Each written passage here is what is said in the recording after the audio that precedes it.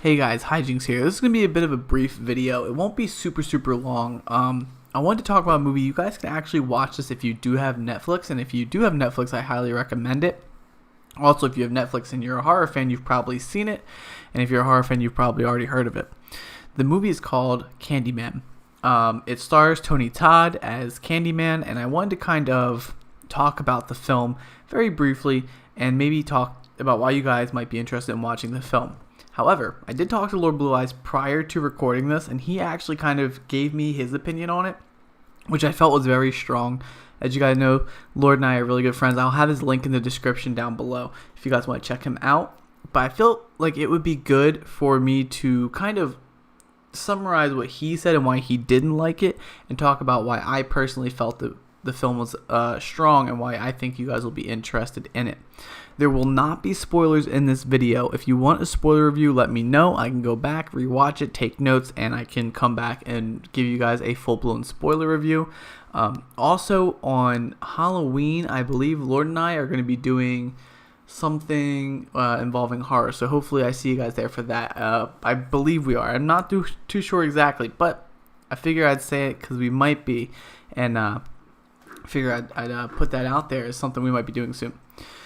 But let's hop into Candyman. I'm going to start off by talking about Lord's views because I thought they were really interesting. But Lord was not a big fan of it. And some of it came from the style because the movie was released in the 90s. So it definitely had that very 90s feel going for it. And like the music and the sound, it was very 90s. The acting was very 90s. It was very much like in the 90s. Very similar to Mothman Prophecies is actually something that he says, and I actually do agree that it does have that similar kind of acting feel.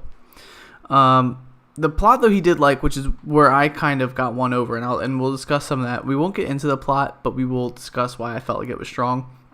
But the other thing that it was really the execution. That's what took Lord out of it. So if you guys are really big on execution, and I know I am, and I've actually talked about in previous reviews, movies that I felt could have been better actually won me with their execution, and execution is important. However, I just felt like this movie did so good, even if the execution wasn't perfect, because I also remember being scared as a kid watching it, and I remember watching it as an adult now recently actually, and still getting scared by it. Maybe it's because I was scared of it as a kid, but it wasn't, not that I'm too crazy scared of it, but it definitely it had me like creeped for a second, and then I was able to kind of come back from it. But it was definitely a strong film. I felt like personally that even though the execution overall wasn't perfect, Tony Todd, who did the role as Candyman, I felt like he did so well as Candyman. I felt like his acting performance was wonderful. I felt like what he brought to the table was really strong. Even if the other people around him weren't as strong, I felt like he brought the film to another level. The plot, in my opinion, was really good, and I felt like it was really deep. A lot of times we get these villains that are killing people, and I feel like that they're very shallow.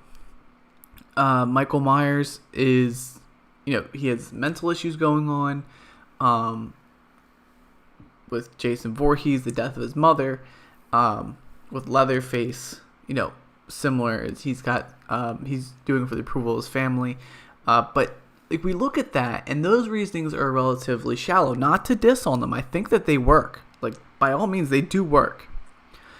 But maybe I'm missing it, and maybe there are other films, and I just can't think of off the top of my head. But this one, I remember, but for me personally, this actually was the first movie of its kind in that whole, like, slasher type deal. I felt like this was the first one of that had this relatively deep killer. And I'm going to quote one thing from the movie. Probably not do a great job quoting it because I didn't write this down, but it was something that, it's a line that kind of I heard as a kid and heard as an adult. I remember I was like, wow, that actually said in their franchises. He talks to the person and basically he says, because she made the community lose their belief in him, he now has to spill innocent blood. so they'll remember. And his whole thing is he wants to be immortalized. He was an artist prior to his death, and the whole point of art is to be immortalized. Your art's immortal; it will, go on past you.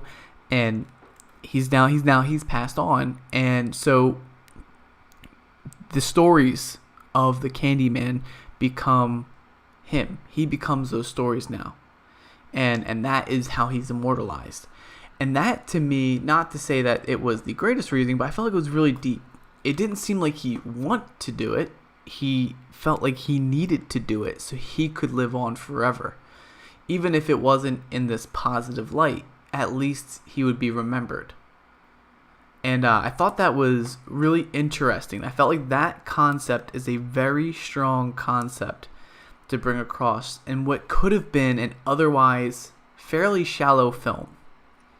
Now, they don't really elaborate on that throughout the film. I mean, they kind of give some things here and there, but they don't really go too in on it. Like, they don't go all in, which I felt like would have been an interesting thing to go all in, is seeing this killer that really is just doing this for the vision and to be remembered. But they don't go all in on it. And so I felt like that kind of plays against it. But just the idea, the fact that they laid that in there was strong. And they had Tony Todd, who is phenomenal in everything he does. He's got the perfect voice for this genre. He's got the perfect voice for horror, and no matter what role he plays in horror, he's always got the perfect voice for it. He always reads his lines very well. He's a very good actor, so I feel like he did a wonderful job. And I feel like just how he presents the role, how he is, how he's acting, it just worked well. And that's what sold me on it.